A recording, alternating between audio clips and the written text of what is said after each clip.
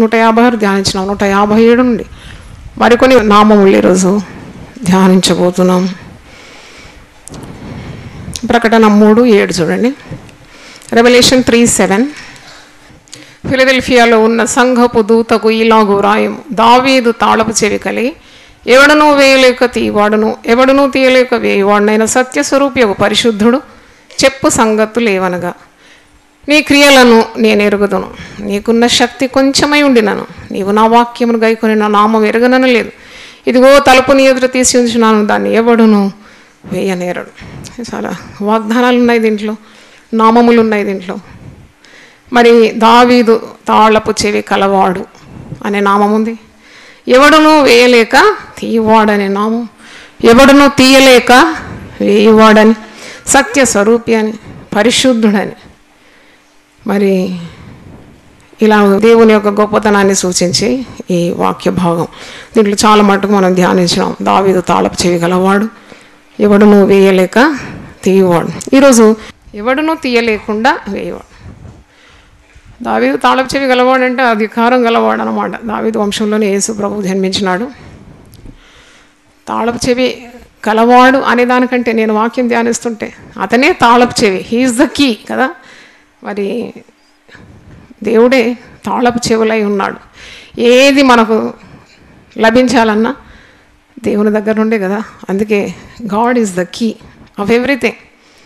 నీకు జ్ఞానం కావాలైనా కూడా ఆయన తాళపు చెవిగా ఉంటాడు, నీకు బలం కావాలైనా ఆయన తాళపు చెవిగా ఉంటాడు, నీ కృప కుమ్మరింపబడాలన్నా ఆయనే నీ తాళపు చెవి.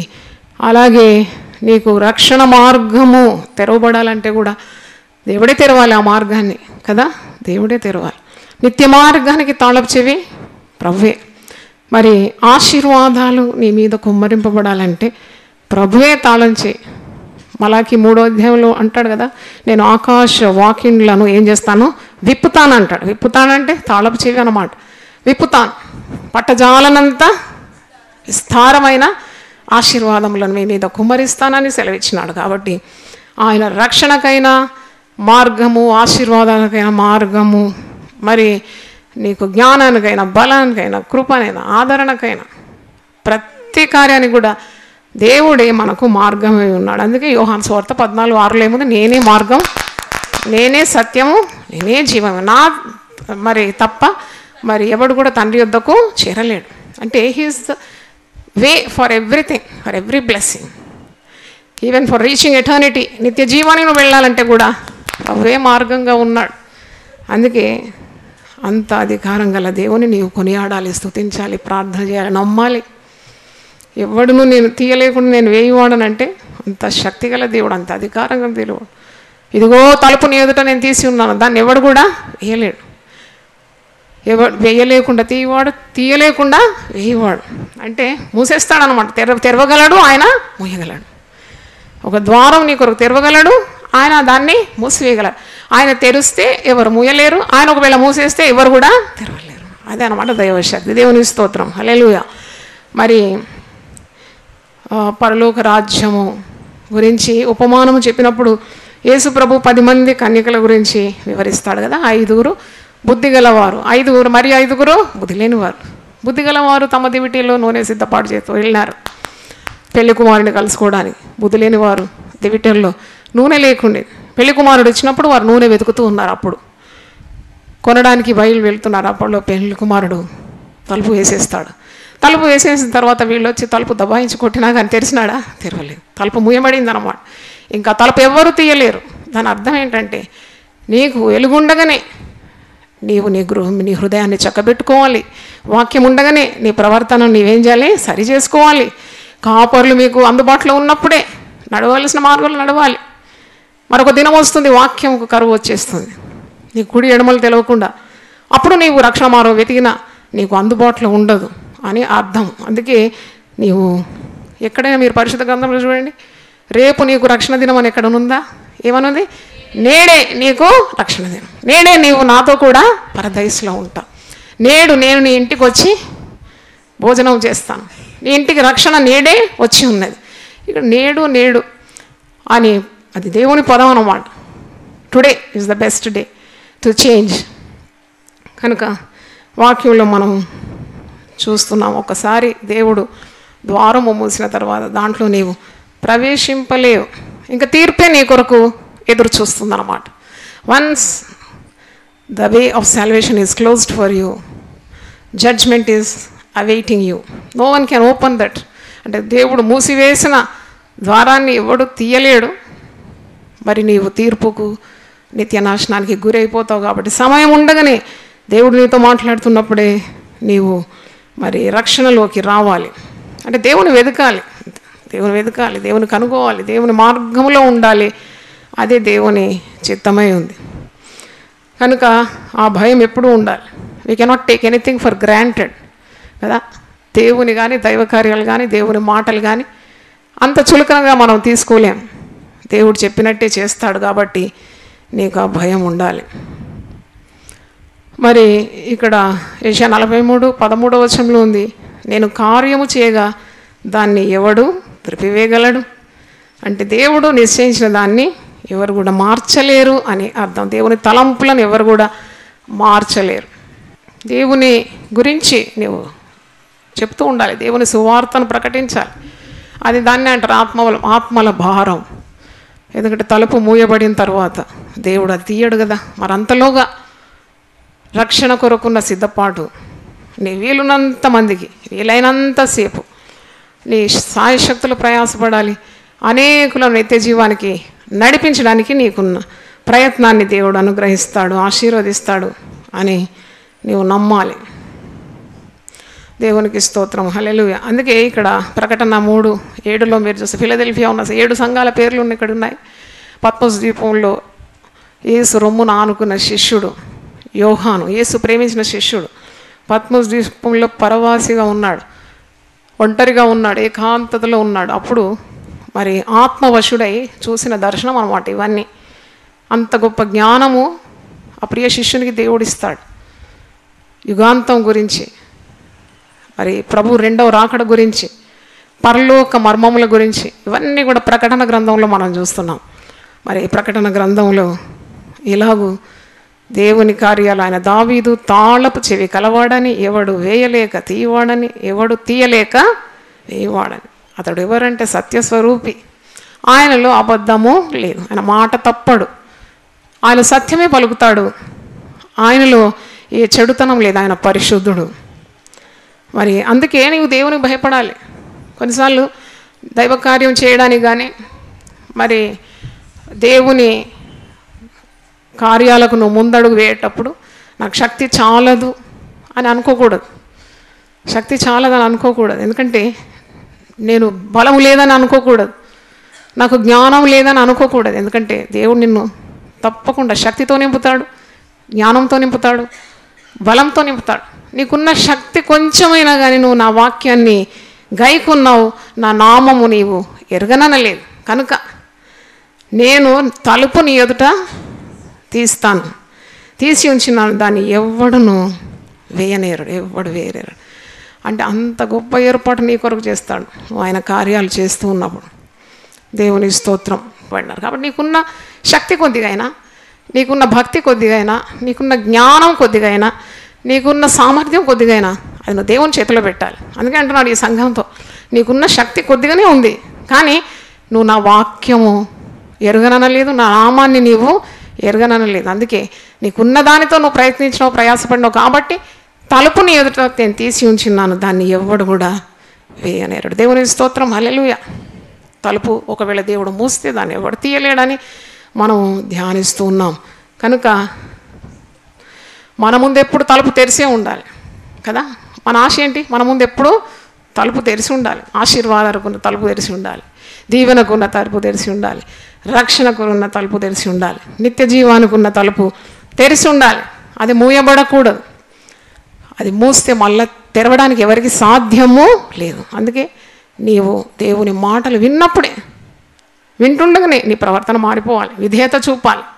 దేవుని వాక్యానికి ఎల్లప్పుడూ విధేయత చూపాలి. అందుకే మరి ఆ 5 బుద్ధిలేని కన్యకలు ఎంతగా తలుపు కొడుతున్నారు. అప్పుడు ఏమంటాడు ఒకసారి ఆ మాట చూద్దాం. మత్తయి సువార్త 25, మాథ్యూ 25 1-13 వచనాలు మరి చదవచ్చు. దీంట్లో వారు బుద్ధి లేని వారు నూనెను తీసుకురాలేదు. బుద్ధి లేని కన్యకలు, బుద్ధిగల కన్యకలు సిద్ధపాటుతో ఉన్నారు. 10వ వచనం చూడండి. వారు నూనె కొనబోచుండగా పెళ్లి కుమారుడు వచ్చాను. అప్పుడు సిద్ధపడి ఉన్నవారు అతనితో కూడా పెళ్లి విందువు లోపలికి పోయిరి. అంతటా తలుపు వేయబడెను. ఆయన వేసిన తలుపు ఇంకెవరు తెరవలేరు. అంతటా తలుపు వేయబడిన. ఆ తర్వాత తక్కిన కన్యకలు వచ్చి అయ్యా అయ్యా మాకు తలుపు తీయమని అడగగా అతడు మిమ్మల్ని ఎరుగను అని మీతో నిశ్చయముగా చెప్పుచున్నాను నేను. ఆ దినమైనను గడియ అయినను మీకు తెలియదు కనుక మీరు ఎలాగుండాలి? మెలకువగలిగి ఉండాలి. అది యేసుప్రభు ఎప్పుడు వస్తాడో మనకు తెలియదు. కానీ ఎప్పుడు సిద్ధపడుతూ ఉంటే ఏం భయం అవసరం లేదు కదా. సిద్ధపడిన వారిని తీసుకొని వెళ్తాడు. దాని కొరకు పెద్ద మరి భయము బెంగ అవసరం లేదు నీకు. Be ready at all times. Yesuprabhu వచ్చినప్పుడు నువ్వు వెళ్ళిపోతావు ఆయనతో. మరి ఇక్కడ అందుకే చెప్తున్నాడు, బుద్ధి లేకుండా ఉండకూడదు. బుద్ధి గలవారు బుద్ధి లేని వారిని ఎందుకు ఈ 10 మందిని వేరు 5 వేరు చేసినారంటే ఒకరికి సిద్ధపాటు ఉంది. వారు సిద్ధలో నూనెతో రెడీగా ఉన్నారన్నమాట. ఇక్కడ వీళ్ళు కూడా మరి వీరితోనే వచ్చినారు, సిద్ధలో నూనె లేకుండా ఉన్నారు. చూసుకుందాంలే, తర్వాత చూసుకుందాం, ఆయన వచ్చినప్పుడు కొద్దిగా పోయి అక్కడ కొనుక్కోవచ్చు కదా. మరి మధ్యరాత్రి ఏ కొట్టు తెరిచి ఉంటుందండి, వాళ్ళకి నూనె ఎక్కడ ఉండదు, లభిస్తుంది. ఆ తెలివి లేకుండే చాలామంది అలాగే అనుకుంటారు. ఇప్పుడు యవనొస్తుంది కదా, నేను ఇష్టం వచ్చినట్టు పాపం చేస్తాను. ముసలితనం అందు నేను ఒక్కసారి ప్రభు తట్టు చూసి అయ్యా నా పాపాలన్నీ క్షమించమంటే కృపగల ప్రభు ఏం చేస్తాడు? క్షమిస్తాడని అలాంటి తప్పుడు అపోహలతో ఉంటారు. అప్పుడు మంచిగా వీ షుడ్ ఎంజాయ్ లైఫ్. ఇప్పుడు ఎందుకు దేవుడు అంటే ముసలితనంలో చాలా దేవుడు నీకు తల్లి గర్భము నుండే నిన్ను ఉద్భవించిన ఆ క్షణము నుండే నీకు దేవుడు తోడు కావాలి కదా. ఇదిగో యుగ సమాప్తి వరకు సదాకాలం నేను మీకు తోడుంటానన్నాడు కదా. కాబట్టి దేవుడు దొరికినప్పుడే నువ్వు పట్టుకోవాలి, ఆయన సమీపంగా ఉన్నప్పుడే నీవు వేడుకోవాలి. ఎప్పుడో కష్టాలు వచ్చినప్పుడు దేవుని మొక్కుంటాను, ముసలితనంలో రక్షణ పొందుతాను, అప్పుడు బాప్తీసం తీసుకున్నట్టు కుదరని పని. అలాగే అనుకున్నారు ఈ 5 బుద్ధి లేని కన్యకలు. ఇంకా చాలా సమయం ఉంది ఆయన రావడానికి అనుకున్నారు. అంత తొందరగా వస్తాడని వారు ఊహించలేదు. కానీ తలుపు ఏమైందంట? 11వ వచనం, అంతటా తలుపు వేయబడే. నామం ఏం ధ్యానిస్తున్నాం? ఎవడను తీయలేకుండా వేయవాడు. ఎవడు తీయలేడు, ఇంకంతే. దేవుడు తలుపు మూస్తే ఎవడు తీయలేడు, ఎవడు తీయలేకుండా వేయవాడు. తలుపు వేయబడింది. వారు వచ్చి ఈ బుద్ధి లేని కన్యకలు వచ్చి అయ్యా అయ్యా మాకు తలుపు తీయమని అడుగు. బాగా కొడుతున్నారు అక్కడ, తలుపు బాగా కొడుతున్నారు, దబాయించి కొడుతున్నారు.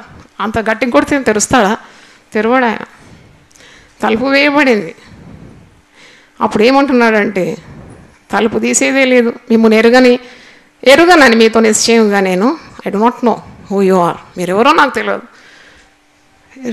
ఇంకో పర్యాయం కూడా ఇలాగే ఉంది. ప్రభువా ప్రభువా నీ పేరట మేము అద్భుతాలు చేసినాం, నీ పేరట మేము రోగులను బాగు చేసినాం, నీ సేవ ఎంతో చేసినామంటే అక్రమం చేయవాళ్ళరా మీరు నా యుద్ధ నుండి పొండి, నేను మిమ్మను ఎన్నడూ ఎరుగరు అంటే అప్పుడు కూడా తలుపు వేయబడింది. ఎందుకంటే వారు దేవుని క్రమంలో లేకున్నారు కాబట్టి వారు చేసిన సేవను దేవుడు అంగీకరించలేదని చూస్తున్నాం. వీరు ఎంతగా ప్రయాసపడి మరి ఆ 5 బుద్ధిగల కన్యకలతో ఉన్నారు, కానీ వీరు సిద్ధపాటు లేనందుకు తలుపు మూయబడింది. ఆ తలుపు ఇంకా తెరవలేదు. మిమ్మల్ని నేను ఎరగను అని వారిని వెళ్ళగొడుతున్నట్టు మనం చూస్తున్నాం. కనుక he is the key for everything. ఆయనే మన తాళపు చెవి. కనుక ఆయన తీస్తే ఎవరు వేయలేరు, వేస్తే ఎవరు తీయలేరు. ఆయన తీస్తే ఎవరు వేస్తారని ఊరికి భయపడుతుంటారు కదా, ఎవరు కీడు చేస్తారని, మేము పైకి రాకుండా వారు మంత్రక్రియ చేస్తున్నారని. విశ్వాసులకు ఇలాంటి బెంగ ఎప్పుడు ఉండకూడదు. ఎందుకంటే దేవుడే నిన్ను దీవిస్తే ఇక నిన్ను అడ్డుకునేది ఎవరండి? సూర్యుడే నీ మీద ప్రకాశిస్తే ఎవడన్నా ఒక మనిషి వచ్చి అరచేయి పెడితే ఆగుతుందా ఆశీర్వాదం? ఆగదు. అంత విశ్వాసం నీకు ఉండాలి. ఆయన తీస్తే ఎవరు వేయలేరు, ఆయన వేస్తే ఎవరు తీయలేరు. దేవునికి స్తోత్రం, హల్లెలూయా. మరి ఒక నామము యెషయా 51:13 వచనం, ఆకాశము వ్యాపింపజేసి భూమికి పునాదులు వేసిన వాడని ఆయన నామం. దేవునికి స్తోత్రం. సృష్టికర్త ఆయన. Is the creator of all things.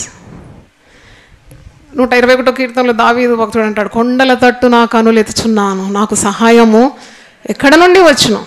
భూమిని ఆకాశాన్ని సృజించిన యెహోవా వల్లనే నాకు సహాయము కలుగుతుంది. ఏ నరుని వల్ల నాకు కలగదు సహాయం. భూమి ఆకాశం సృజించిన యెహోవా వల్ల నాకు సహాయం కలుగుతుంది. ఆయన సృష్టికర్త కదా. అందుకే నీ కన్నులు ఎప్పుడు కూడా ఆకాశమందున్న దేవుని వైపే ఉండాలి.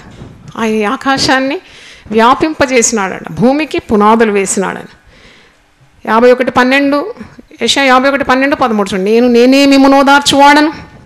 ఇంత మంచి మాట అండి. I'm the lord that comforts you. నేనే ఓదారుస్తాను నిన్ను. చనిపోవు నరునికి, తృణపాత్రపు నరునికి ఎందుకు భయపడదు? నీకు ఎందుకు భయం? నేనున్నాను కదా. ఇంత మంచి మాట అండి కదా. మనకు బాధలు భయాలు వచ్చినప్పుడు ఎవరన్నా వచ్చి మన భుజం మీద చేయి పెట్టలేక మా చేయి పట్టుకొని డోంట్ వరీ ఐఎమ్ దేర్ అంటే ఎంత ధైర్యం వచ్చేస్తుంది కదా. నువ్వు ఎందుకు భయపడుతున్నావు? నేనున్నాను కదా అంటున్నాడు అనమాట దేవుడు. నేనే మిమ్మల్ని ఓదారుస్తాను. చనిపోవు నరునికి, తృణమాత్రపు నరువు ఎందుకు భయపడుతున్నావు? బాధ పెట్టువాడు నాశనం చేయటకు సిద్ధపడినప్పుడు వాని క్రోధమును బట్టి నిత్యము భయపడుచు ఆకాశములను వ్యాపింపజేసి భూమికి పునాదులు వేసిన యెహోవాను, నీ సృష్టికర్త అయిన యెహోవాను మరచుదువా? బాధ పెట్టు వాని క్రోధము ఏమాయను అంటే అంత అచంచలమైన నమ్మకం దేవునిలో ఉండాలి. ఒక మనిషికి మనం భయపడకూడదు. వాడు నిన్ను చంపుతాడని, నీ ప్రాణం తీస్తాడని, నీ కీడు చేస్తాడని ఎప్పుడు భయపడదు. నువ్వు దేవుని సొత్తని మర్చిపోకూడదు. దేవుడు నీకు తోడున్నాడు కదా. ఎవడు నీకేమీ చేయలేడు. Why are you afraid of a human? గొప్ప దేవుడు నీకున్నాడు కదా. ఆయన ఎటువంటి వాడంటే ఆకాశాన్ని పరిచినవాడు, నక్షత్ర రాసులను కట్టినవాడు, భూమికి పునాదులు వేసినవాడు. ఒక ఇంటికి పునాది వేయడమే మనకు చేత కాదు, కానీ ఆయన భూమికే పునాదులు వేసినాడు. ఇల్లు లేని వారు ప్రార్థించేటప్పుడు ఈ నామం ఎత్తిపట్టి ప్రార్థించాలి. దేవా, నువ్వు భూమికే పునాదులు వేసినావు, నాకు ఒక ఇంటికి నువ్వు పునాది వేయి. దేవునికి స్తోత్రం, హల్లెలూయా. కాబట్టి నువ్వు భయము తొలగించుకోవాలి. దేవుని అందు గొప్ప విశ్వాసము నీకు ఉండాలి. గొప్ప దేవుడు, ఇంత గొప్ప దేవుడు మానవుని లెక్క పెడుతున్నాడా? Such a great God, powerful God, almighty God, high God, సర్వోన్నతుడని ఆయన నామం కదా. మట్టి పురుగులమైన మనల మీద ఆయన ధ్యాస ఉందా? ఆయన మనల్ని చూస్తున్నాడా? ఆయన మనల్ని లక్ష్య పెడుతున్నాడా? 8వ కీర్తనలో ఆ మాట ఉంది. దేవుడు ఇంత గొప్పవాడైనా కానీ ఆయన నరులను జ్ఞాపకము చేసుకుంటున్నాడంట. దేవునికి స్తోత్రం, హల్లెలూయా. యెహోవా మా ప్రభువా, ఆకాశములలో నీ మహిమను కనపరచువాడా. యెహోవా మా ప్రభువా, ఆకాశంలో నీ మహిమను కనపరచువాడా. భూమి అందంతటి నీ నామము ఎంత ప్రభావం గలది. నీ నామం ఎంత గొప్పదయ్యా. నీవు ఆకాశంలో మహిమను కనపరచువాడు. ఆకాశాన్ని వ్యాపింపజేసిన వాడు అంటే మరి 19వ కీర్తనలో ఒక మాట ఉంది కదా, ఆకాశములు దేవుని మహిమను వివరించున్నది, అంతరిక్షము ఆయన చేతి పనిని ప్రచురపరుచున్నది. ఆకాశం తట్టు నువ్వు చూడాలి. నేను ఇప్పుడు అలాగ అలవాటు, ఈరోజు కూడా చూసిన, నాకు సహాయం కావాలి. నేను ఒక నరుని తట్టు చూసి నాకు లాభం లేదు. నరునికి ఆజ్ఞ ఇచ్చే దేవుడు ఉన్నాడు కదా, ఆకాశం అందున్నవాడు. మంచిగా ఆకాశం, ఇంట్లో కూర్చుంటే ఆ 4 గోడల మధ్యలో ఉంటాం, కొద్దిగా బయటికి రావాలి. నీ తలలు ఎత్తాలి. గుమ్మములారా మీ తలలు పైకి ఎత్తుకొనుడి, పైకి చూడాలి. పైకి చూసినప్పుడు నీ యొక్క మనస్తత్వం విశాలపరచబడుతుంది. ఇట్ బికమ్స్ బ్రాడ్ అనమాట. ఇంత గొప్ప దేవుడు నాకున్నాడు కదా, ఆయన ఏదైనా చేయగలడు కదా, ఆయనకు అసాధ్యం అంటే ఏది కూడా లేదు కదా. ఆకాశమును వ్యాపింపజేసిన దేవుడు నీకున్నాడని ఆ యొక్క విశ్వాసం నీకుంటుంది. కనుక నువ్వు మొరపెట్టాలి, నిన్ను దేవుడు జ్ఞాపకం చేసుకుంటాడు. 8వ కీర్తనలో చూడండి, 5వ వచనం 4వ వచనం చదువుతున్నా. నీవు మనుషుని జ్ఞాపకము చేసుకున్నట్టుగా వాడు ఏ పాటివాడు, నీవు నరపత్రుని దర్శించటకు వాడు ఏ పాటివాడు. అసలు ఏ పాటివాడు? దుమ్ముధూళితో సమానుడు. గొప్ప దేవుడట, మనిషిని జ్ఞాపకం చేసుకుంటాడంట. దేవుని స్తోత్రం, హల్లెలూయా. ఎంత ఆదరణ కలిగింది నాకు ఈ మాట చదివినప్పుడు. దేవుడు ఎప్పుడు మర్చిపోడు, మన ప్రయాసం మర్చిపోడు, మన విశ్వాసం మర్చిపోడు, మన త్యాగం మర్చిపోడు, మన సహనం మర్చిపోడు, మన ప్రేమను మర్చిపోడు, మన ఓర్పును మర్చిపోడు. అందుకే ఇక్కడ కీర్తనకారుడు అంటున్నాడు, నువ్వు అసలు నరపుత్రుని జ్ఞాపకం చేసుకున్నట్టుకు వాడు ఏ పాటివాడు, వాడిని దర్శించటకు నువ్వు ఏ పాటివాడు. గొప్ప దేవుడు కదా. ఇంత గొప్ప దేవుడు చిన్న మనిషిని జ్ఞాపకం చేసుకుంటున్నాడు, దర్శిస్తున్నాడంట. He will visit them. దేవుని స్తోత్రం, హల్లెలూయా. సాధారణ గొప్పవారు పేదవారింటికి వెళ్ళరు. సహాయం చేస్తాం, మీకు సహాయం చేస్తామంటారు, మళ్ళా వారి గురించి మర్చిపోతారు. కానీ దేవుడు అంటే నేను నిన్ను మరువను, నేను గొప్ప దేవుడను, ఆకాశంలో వ్యాపింపజేసి భూమికే పునాదులు వేసిన వాడను, నా చేతితో నేను నిర్మించిన వాడను, నేను నిన్ను మర్చిపోను, చూడుము నా అరచేతుల మీదనే నేను నిన్ను చెక్కి ఉన్నాను, నిన్ను మర్చిపోజాలను. ఇంత గొప్ప దేవుడు. దేవుని స్తోత్రం. మనల్ని మర్చిపోడు, పైగా మనల్ని దర్శిస్తాడండి. He will visit us. దర్శించి మనల్ని దీవించే గొప్ప దేవుడని అర్థమవుతుంది. కనుక 8వ కీర్తన చూసినప్పుడు ఆకాశంలో నీ మహిమను కనపరచు దేవా. నీవు మనిషికి ఎంత శక్తిని ఇచ్చినావు. 5వ వచనం, దేవుని కంటే వారిని కొంచెం తక్కువ వానిగా చేసి ఉన్నావు, మహిమా ప్రభావంతో వాని కిరీటము ధరింపజేసి ఉన్నావు, నీ చేతి పనుల మీద వానికి అధికారం ఇచ్చి ఉన్నావు. గొర్రెలన్నింటినీ, ఎడ్లన్నింటినీ, అడవి మృగములను, ఆకాశ పక్షులను, సముద్ర మత్స్యములను, సముద్ర మార్గములు సంచరించి వాటన్నిటినీ వాని పాదముల క్రింద నీవు ఉంచి ఉన్నావు. దేవుని స్తోత్రం, హల్లెలూయా. అంత అధికారం దేవుడు మనకిచ్చినాడు అంట. We are God's first priority. కనుక ఆయన అంటున్నాడు, నా పాదముల కింద, నీ పాదముల క్రింద సమస్తం నేను పెట్టినాను. అంటే he made us the crown of the creation. వాని పాదముల క్రింద నీవు ఉంచి ఉన్నావు. యెహోవా మా ప్రభువా, భూమి అందంతటా నీ నామము ఎంత ప్రభావము కలదు. పాదాల కింద పెట్టేది పాదాల కిందనే పెట్టాలి కదా, కానీ అవన్నీ చేసి మనం నెత్తి మీద పెట్టుకుంటాం. అందుకే మనకు టెన్షన్స్, బాధ, భయం, బెంగ ఇవన్నీ కొట్టిపారవేయాలి. ఎందుకంటే గొప్ప దేవుడు నన్ను గూర్చి చింతిస్తున్నాడు. పేతురు అంటాడుగా తన పత్రికలో, ఆయన నిన్ను గూర్చి చింతిస్తున్నాడు. కనుక నీ చింత యావత్తు ఆయన మీద చప్పట్లు కొట్టి దేవుని స్తుతిద్దాం. హల్లెలూయా. ఇంత గొప్ప దేవుడు లక్ష్య పెడుతున్నాడు మన నరుని. సృష్టిలో ఏది కూడా తన రూపంలో ఆయన సృజించలేదు, కేవలం నరుని తన రూపంలో సృజించినాడు. దేవునికి స్తోత్రం. అంతగా గొప్ప దేవుడు మనకు ఉన్నాడు. కాబట్టి నువ్వు అధైర్యపడకూడదు, నువ్వు దేనికి బాధపడకూడదు. ప్రతిది కూడా దేవుని పేరిట ప్రార్థన చేసి పొందుకోవాలి. తాళపు చెవి గలవాడు కదా, నీకు ఏది కావాలైనా కానీ అడిగి పొందుకోవాలి. మరి నేను నామములు చెప్పినప్పుడు మీరు చేయనుంటే చేతులు ఎత్తి స్తోత్రం స్తోత్రం అని 3 సార్లు చెప్పాలి. ఎవడును తీయలేకుండా వేయువాడు, ఆకాశములను వ్యాపింపజేసి భూమికి పునాదులు వేసినవాడు.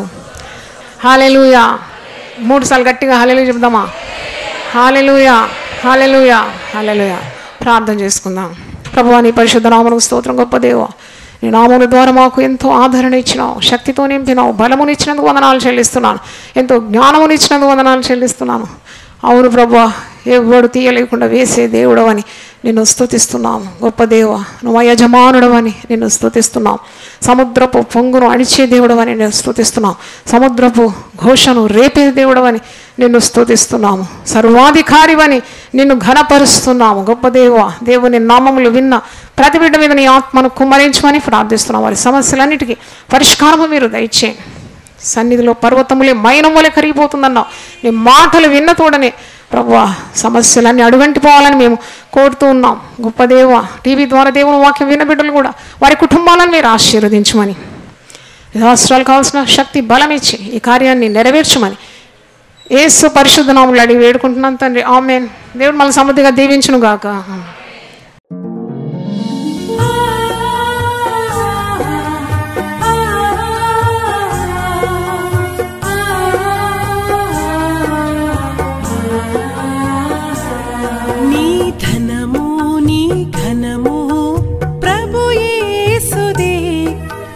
దశమా భాగము నీయ వెనుదీతువా, నీ ధనము నీ ఘనము ప్రభు యేసుదే, నీ దశమా భాగము నీయ వెనుదీతువా. ధరలోన ధనధాన్యముల నీయగా కరుణించి కాపాడి రక్షింపగా, ధరలోన ధనధాన్యముల నీయగా కరుణించి కాపాడి రక్షింపగా, పరలోకనాదుండు నీకీయగా మరి యేసు కొరకీయ వెనుదీతువా. పరలో నాథుండు నీకీయగా మరి యేసు కొరకీయ వినుదీతువా. నీ ధనము నీ ఘనము ప్రభు యేసుదే, నీ దశమా భాగము నీయ వెనుదీతువా. పాడి పంటలు ప్రభువు నీకీయగా కూడు గుట్టలు నీకు దయచేయగా. పాడి పంటలు ప్రభు నీకీయగా కూడు గుట్టలు నీకు దయచేయగా. వీడంగ ప్రభు యేసు నామంబును గడువేల ప్రభుకీయను క్రైస్తవా. వేడంగ ప్రభు